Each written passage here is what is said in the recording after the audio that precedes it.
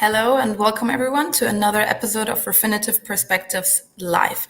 Today we're going to be talking about the latest industry trends that are shaping the future and exploring how wealth firms are working to get closer to their clients in 2022 and beyond.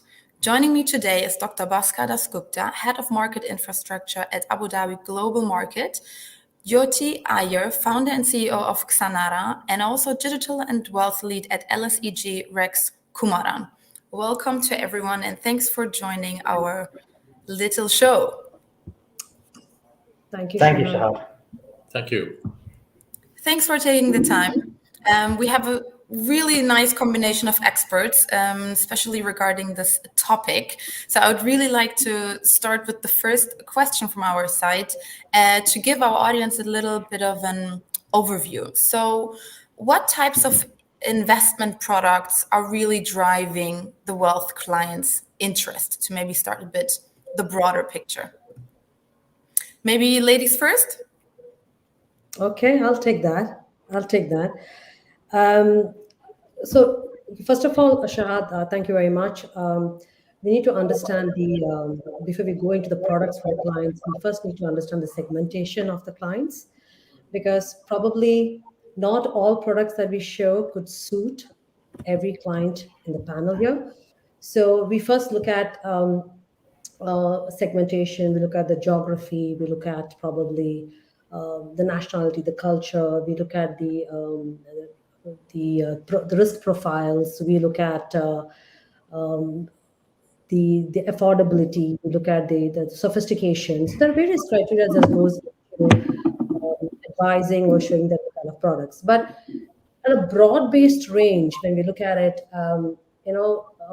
clients very unilaterally and globally seem to understand anything to do with income generation, anything to do with equities, anything to do with how do I make some interest, how do I get some coupons, how do I get some income on a monthly basis. So once we identify those requirements of the client, so then we go into looking at what sort of products. So typically you would have bonds, you would have equities, you could have structured products, you could have options. So the allocation is range, but not all products could probably suit every client. And again, it also depends on the regulations of the countries, because in some countries, probably selling a structured product requires a vast or more understanding with the regulators. And some don't probably. So it varies, Shahad. Feel free to add something, Dr. Bhaskar, or also Rex. I'm not gonna that's fine. take too much time with me speaking. No, that's fine. I think what George was saying is correct. I mean, in terms of segmentation, if you look at it from a broader perspective, so what we see is, I guess, things more from a global perspective, because we're looking at firms in the Americas, EMEA, and Asia as well. And if you look at the broad segmentation of how these firms deal with, say, mass affluent and high net worth, ultra high net worth, and family offices, I think if we look at the higher sector, the high net worth, ultra high net worth family offices, I guess what we're seeing there is a shift more in terms of diversification of what their existing asset classes are, and what they're trying to diversify into picks up on certain thematic investments. So things like ESG, things like asset classes which actually protect against potential inflation headwinds, etc. So we're seeing more sort of interest in things like alternatives. So whether that's private equity going into either fund vehicles or direct investments. Funnily enough, actually, the private equity direct investments is something which we sort of see interest coming in, because that's another way to do impact investing, direct private equity vehicles. So like, I like funding a hospital or funding the building of affordable housing, things like that, right? So, but it all stems, I guess, from the initial stance, which is asset valuations are quite high at the moment. People are a bit concerned about what happens when the Fed tapers off completely and the balance sheet may reduce. Inflation is a concern right now, so people are looking at that diversification, and that's those are kind of the trends we're seeing. Great. Let me chip in. As usual, the regulator brings up the back just to make sure that we have their back. Jyoti, of course, is one of our favorite multifamily office and advisory firms. And I think she's absolutely nailed it, is that when you're looking at the changes in investment, you obviously have to look at it from the various perspectives, such as segments, sectors, and of course, Rex has talked about the themes.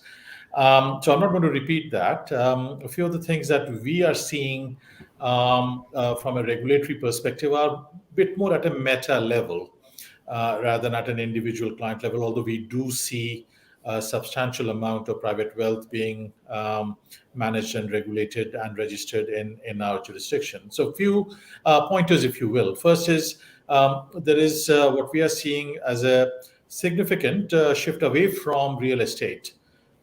Traditionally, real estate has been a big investment thesis, but it's reducing now.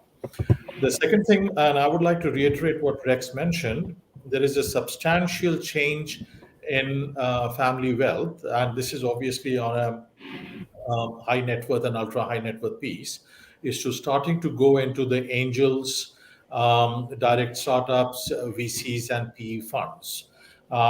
We have, for example, Emirates Angel Network over here, Saudi Angels Network. There's another one we are talking about actually yesterday. And what a lot of ultra high net worths are starting to get into there to start investing directly.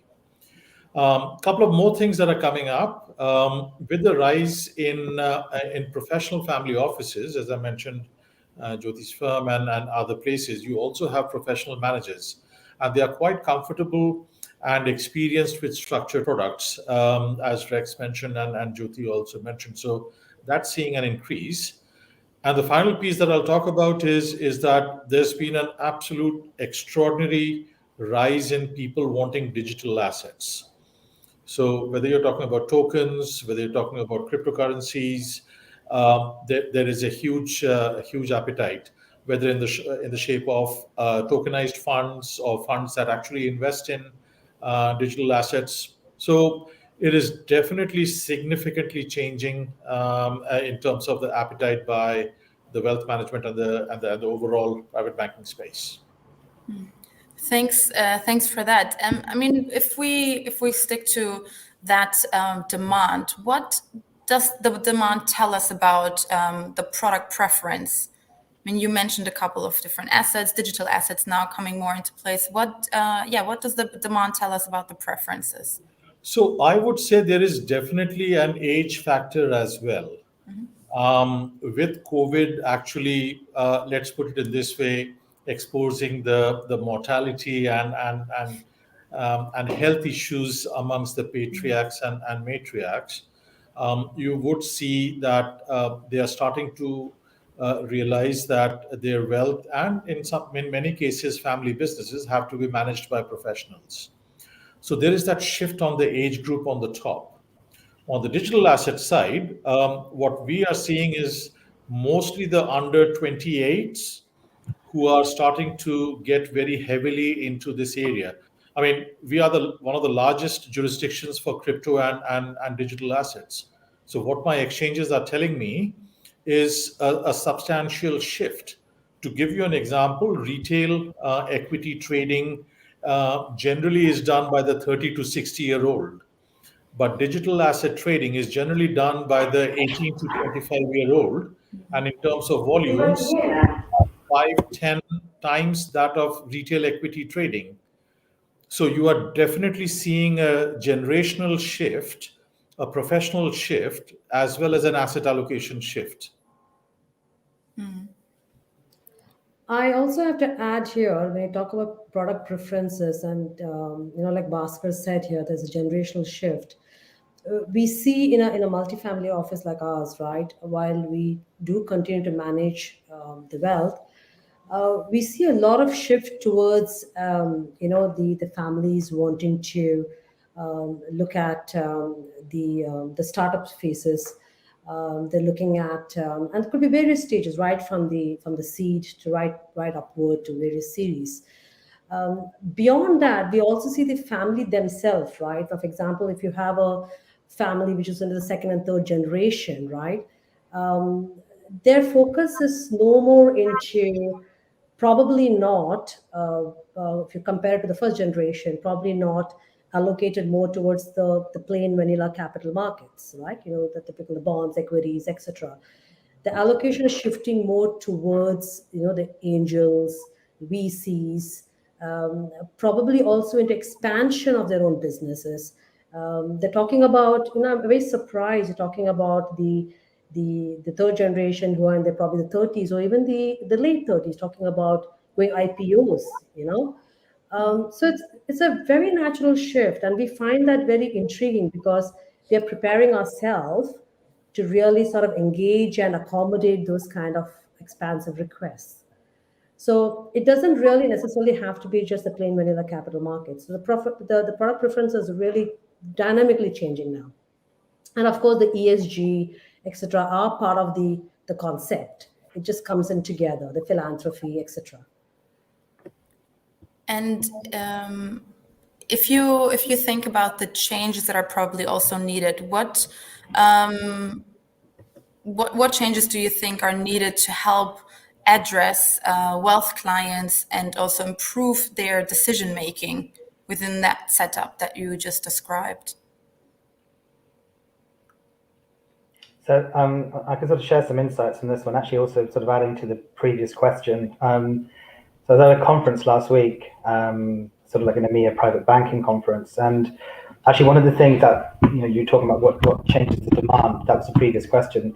Funnily enough, it's because of the lockdown, it's actually helped families have more of an intergenerational conversation. So the patriarchs and the matriarchs of the older generation are actually picking up the views of the younger generation. And that in its turn has actually helped them open their eyes up to diversification. Now, if you then think about that with the question you just asked, like what changes are needed. So if you think of that thematically, that's just about transparency and financial education, because the younger generation tend to be more educated about what's out there outside of the core assets of commercial property, general real estate, equities and bonds. They'll have a bit more of a flavor in terms of some of the other thematic investments and ways to actually diversify. So that financial education is actually happening within the families themselves. But as an industry, I think financial education is actually quite a big role, and it's actually the focus of a few of the private banks to actually lead out. And I'm not talking about financial education in terms of, say, what is the stock, what is the share, as if you go to Robinhood, you can see that basic stuff. I'm talking about actual sort of tailored seminars to certain families or certain ultra high net worths on certain themes or certain types of ways to invest. Those are the changes that we're seeing in the market. And that underlying that is just about transparency, just more transparency. And that's what clients are ultimately looking for. So in terms, you mentioned transparency, the education of the younger generation that is automatically more or less happening. And now during the pandemic, helping out to connect to the ones in order to have the transparency needed, that's going to change their perspective on future investments and any other new assets that they will be investing in.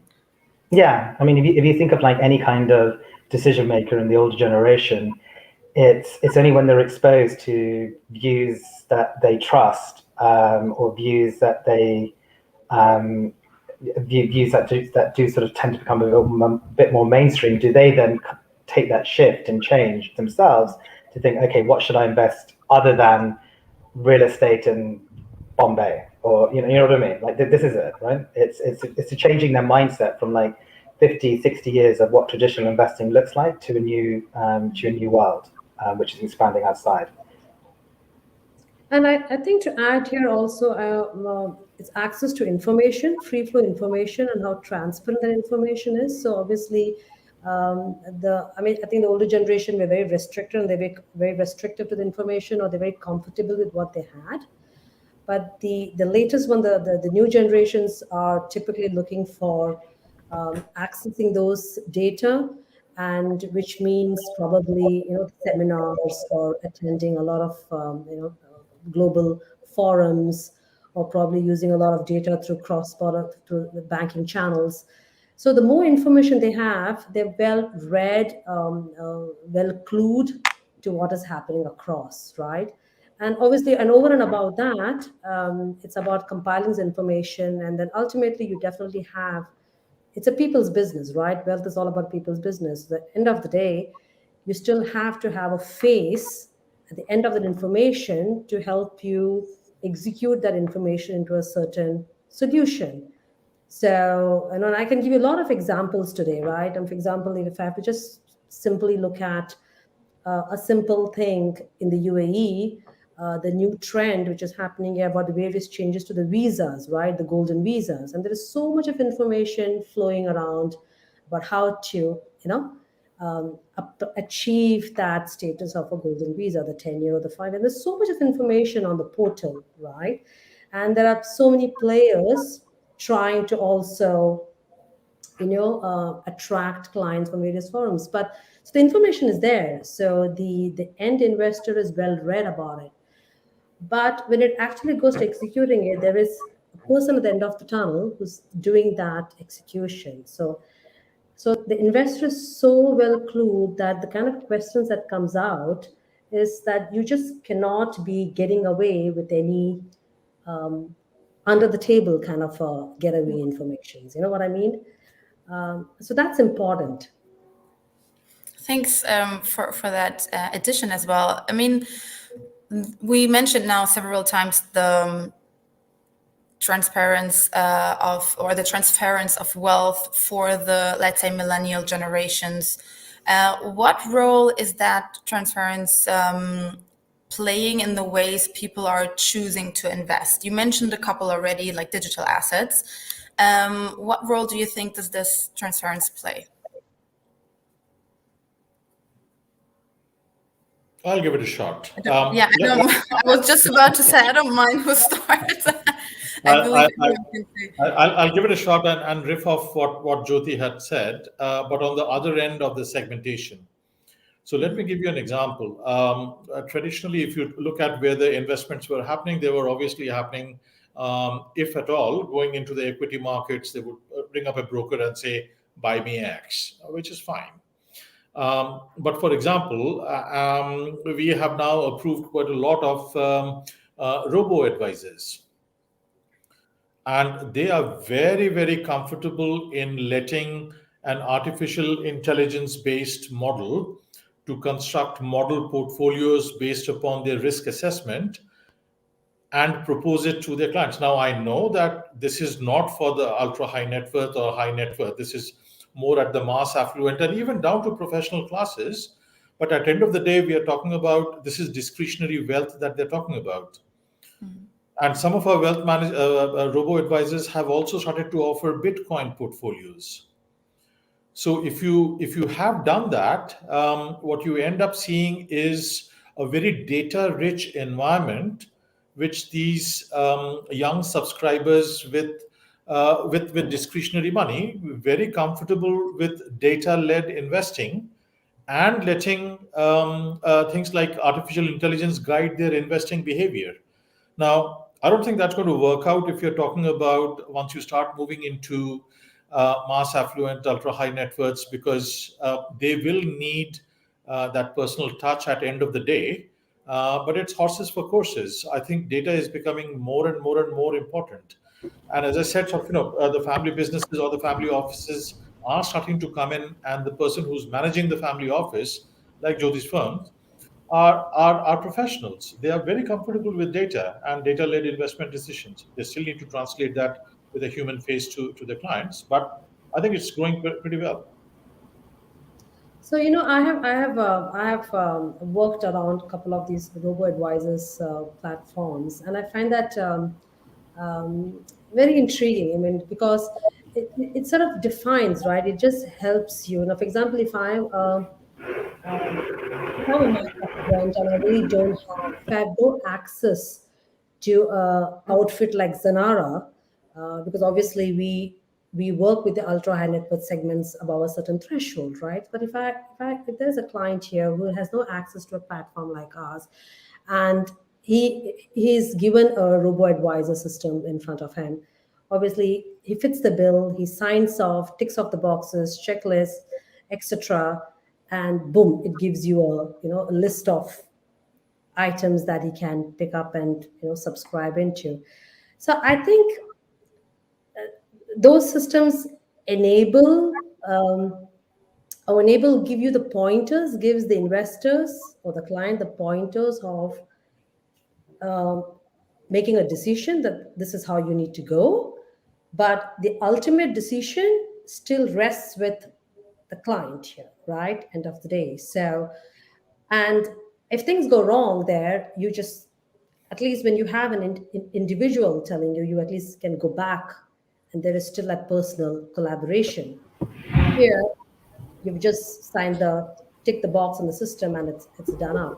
So I think robo-advisors is good for a certain segmentation of clientele, or where they have no access to the real information of the advisors. But for the ultra high net worth segments or the family offices, I think that one-on-one is still going to be the most of this.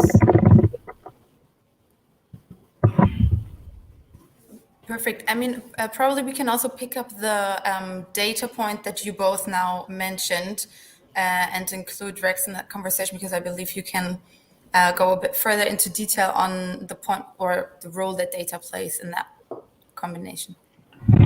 Sure. So well, actually, just picking up on this, what Jyoti and Dr. Bhaskar said. So if the question is how the millennials are choosing to invest, there's two sides to that. What they're choosing to invest in and who they're choosing to invest in.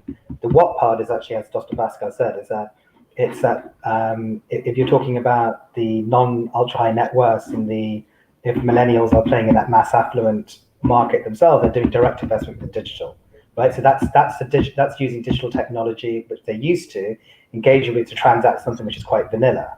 However, they're also expecting an experience. So bearing in mind, these are the sons and daughters also of rich families as well. They're also expecting that same slick experience of the brand of the family offices and ultra high net worth professional advisors. And that's where that digital and this is where it comes to who to invest with. Because there's an element that digital transformation can also help with the brand perception in terms of how they present themselves, how they present their customer support, how they produce their reports. And part of that is actually the data insights, right? And this is where the hybrid advisor model comes into it, where having digital tools to the advisor to actually make them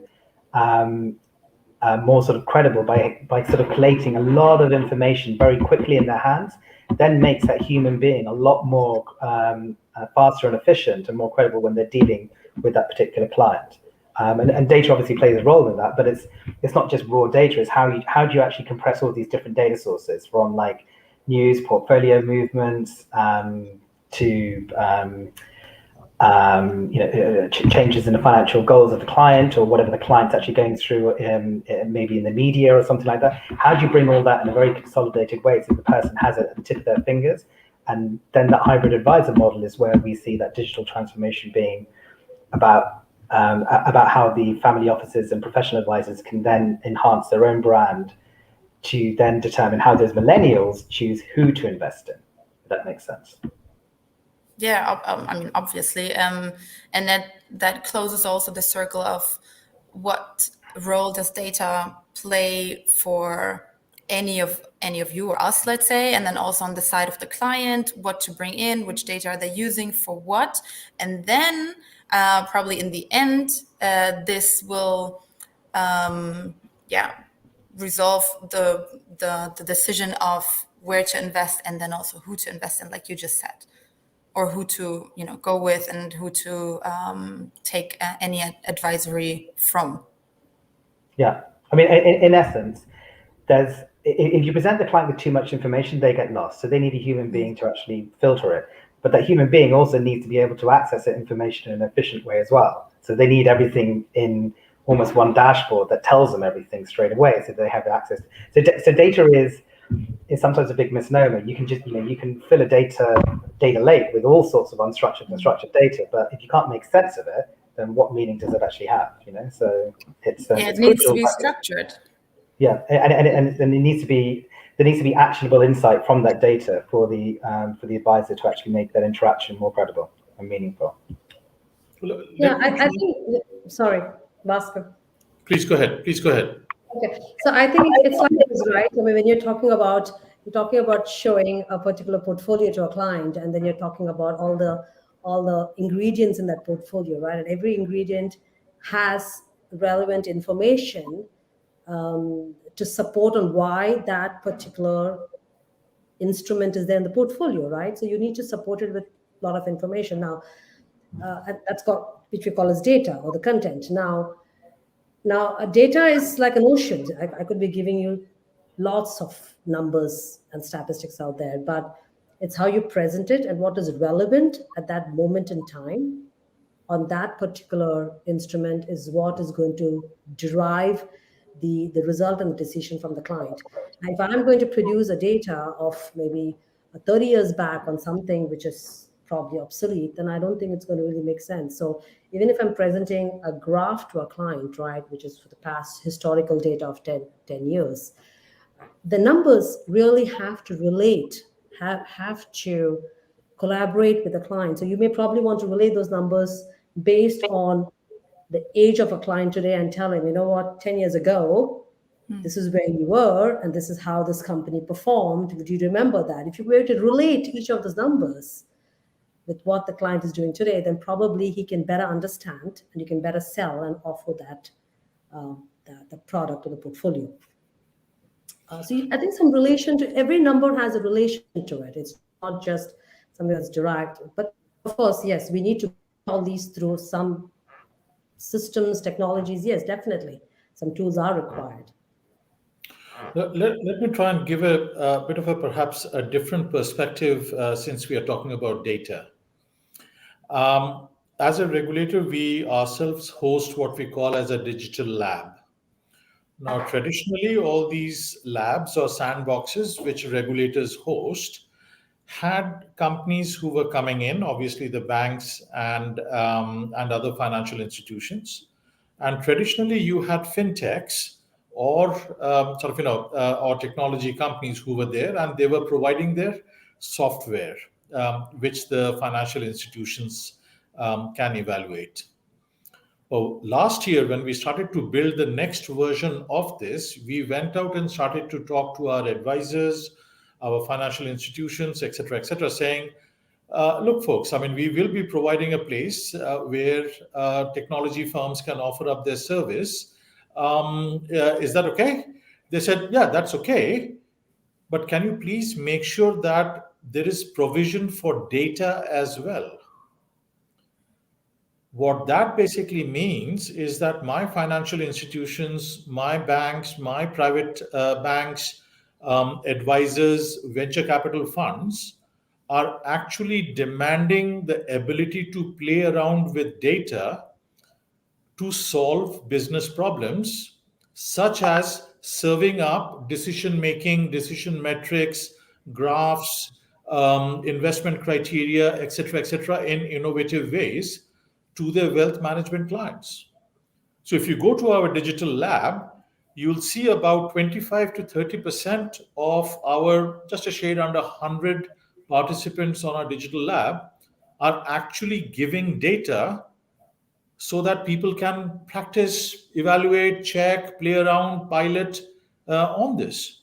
So I think data is becoming a huge driver in the wealth management space, as Jyoti had mentioned, come up with innovative ways. And the traditional ways of product management, where it could take, 12 months, 18 months, too long. You have to get a product out within, I would say, a matter of weeks. And I call it the Zara model. You have to get it out very quickly because, look, you might not have the underlying product itself. So some very interesting stuff happening. I mean, it's it's a bit of an overload now also for me, thinking about so many things that are important and how to combine them. Structured data, what does structured data even mean for who of those participants, stakeholders? If we think a bit more in the direction of the differences of wealth investment from before the pandemic, also because you also mentioned the time and what has changed during the pandemic. How is it evolving? What have each of you seen in the difference of wealth investment from before the pandemic and up to today?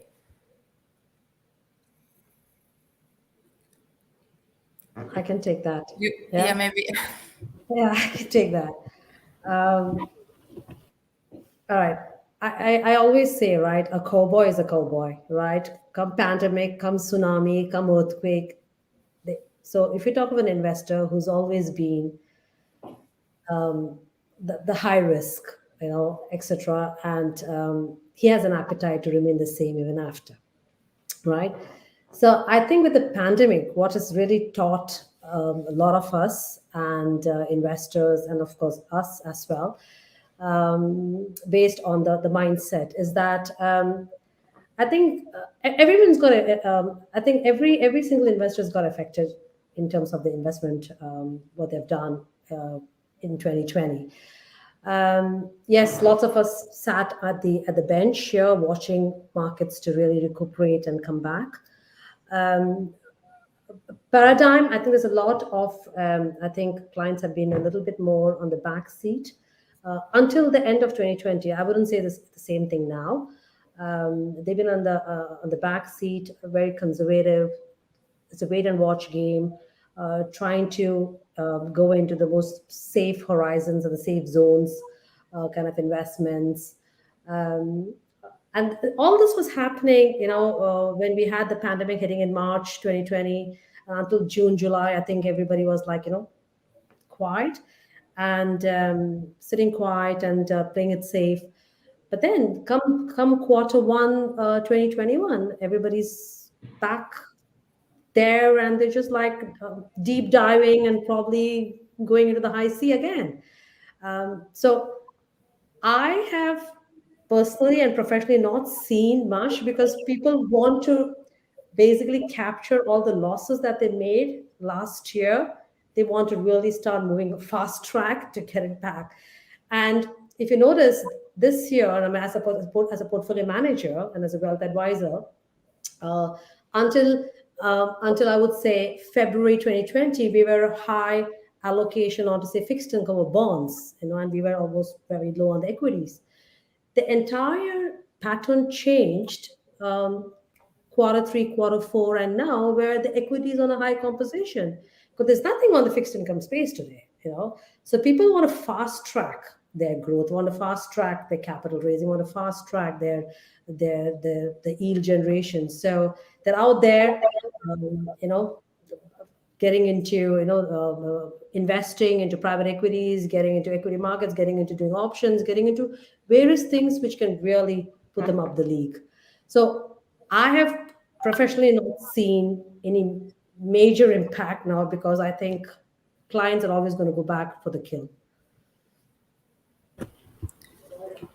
So I could perhaps share some insight from some of the private banks in Europe and what they're saying about their clients. So what they're saying is that some of the riskier clients who are very sort of narrow in their investing universe in the past, because COVID has actually changed their perceptions in whatever asset class they'd actually invested. So for example, if you had someone, let's say in a developing country whose internal IRRs are 25, 30, 35%, and they would never touch developed markets for certain asset classes, because COVID had changed those IRRs, simply because of it could be that they've been doing property development, for example, and the property prices have gone down, or they may have had commercial real estate with retail stores. And you've seen even in Oxford Street here, you've seen a lot of big flagship stores shut down as well. So people's perceptions of what they thought was safe or high risk and generating stable returns has changed. So in essence, what they're saying is that they've seen there's a diversification in terms of the change has been people are more open to actually diversifying their assets.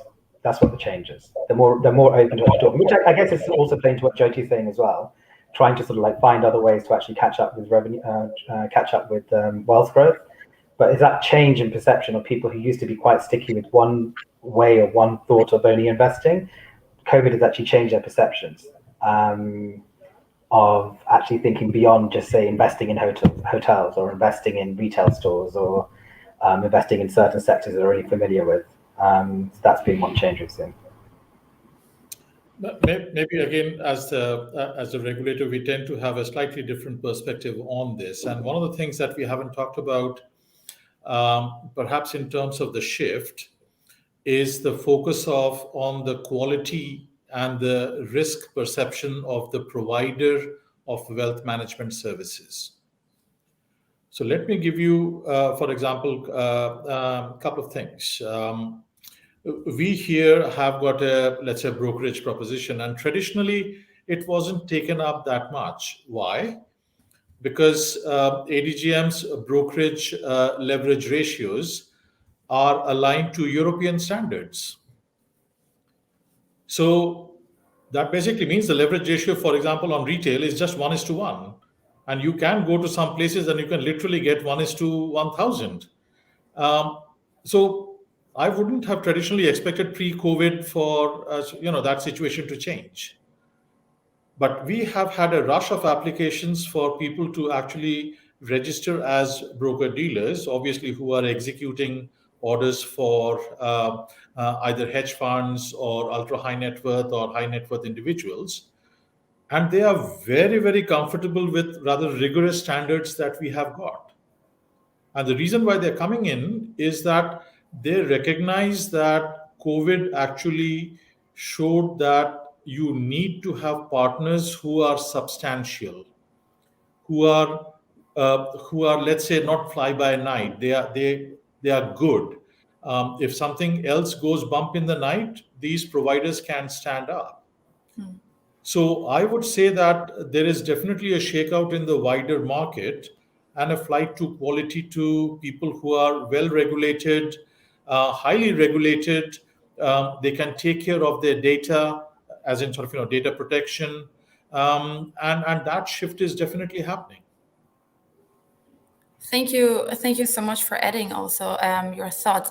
I have one last question, and conscious of time, I would like to get your feedback. Let's say 2 or 3 keywords, in your opinion, your thoughts on which areas to watch for 2020 and beyond. Maybe we can take a turn, and Jyoti can start your most trending areas, anything you think we need to, or everyone else listening now and watching now should be focusing on.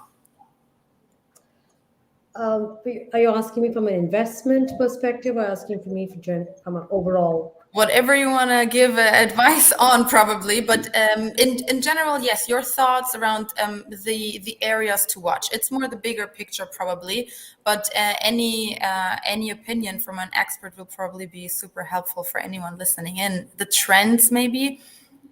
I think technology plays a key role in a platform like ours, right? We've been in this business now for almost we're doing our 10th year. We're just approaching our 10th year now. And what I see is that a technology platform is very key in a multi-family office business and even a single family office business. So I think IT platforms are very key. Compliance is very key. Compliance and risk is going to be extremely key. Transparency to clients in terms of information is extremely key. Pricing, I don't think we touched base on the pricing here, but I think as a multifamily office, for us, it's a very holistic way to approach this whole business. So I think in terms of the pricing model that we apply on clients, and I think that is something that needs to be taken care of, because we're not a distributor model, we're purely on an advisory model. So pricing is key.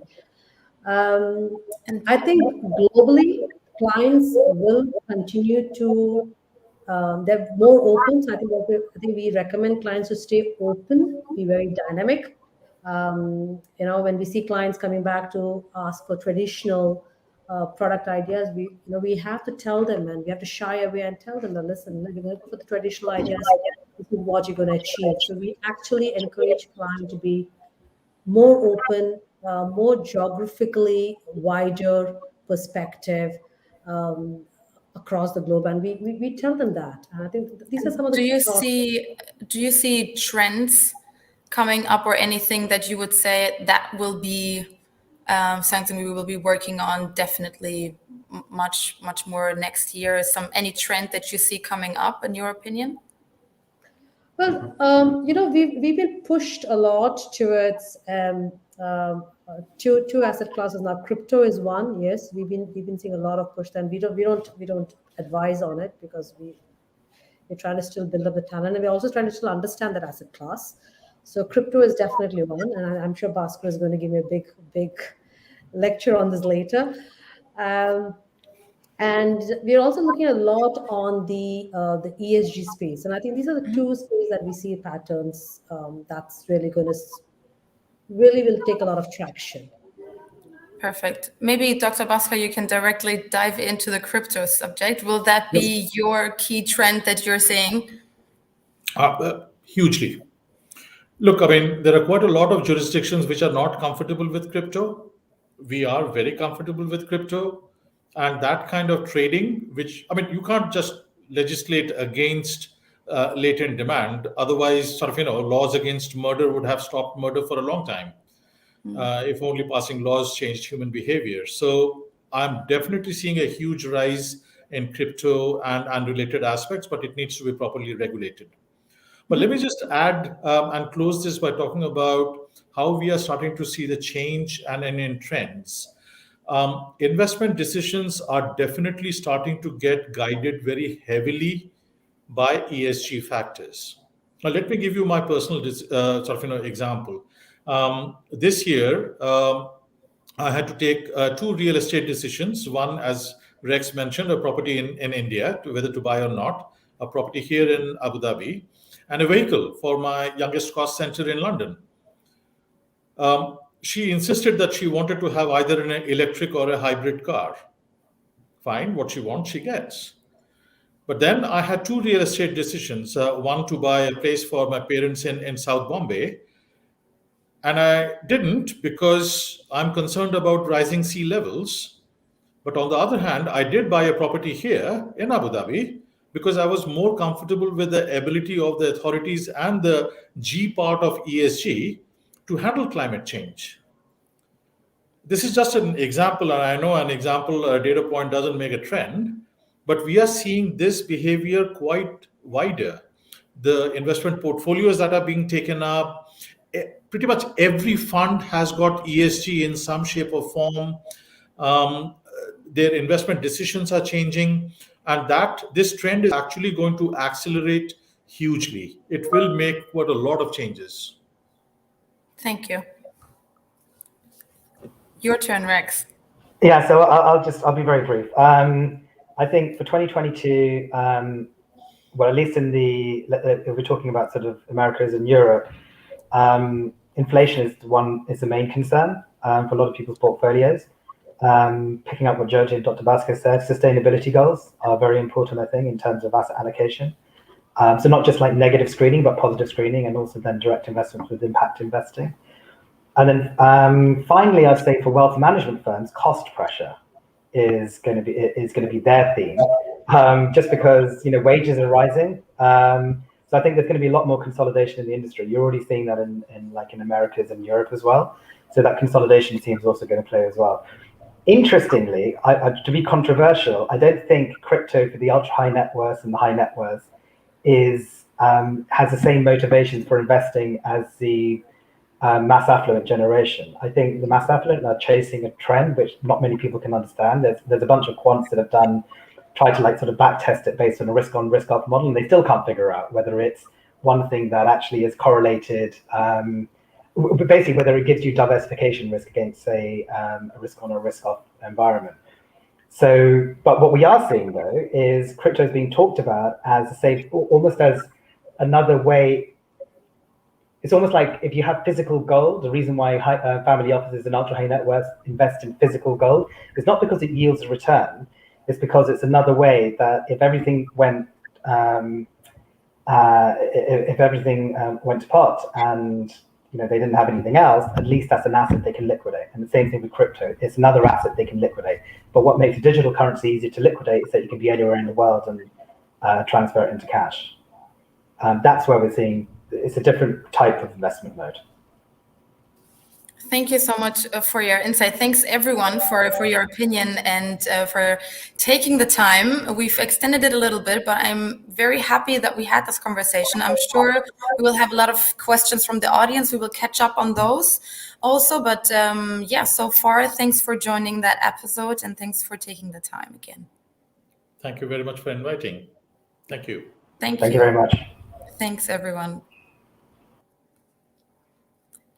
If you enjoyed today's episode, you can download the recent report using the link on the screen now or using the link in the comments below. Thanks for tuning in and hopefully see you soon for another episode of Refinitiv Perspectives Live.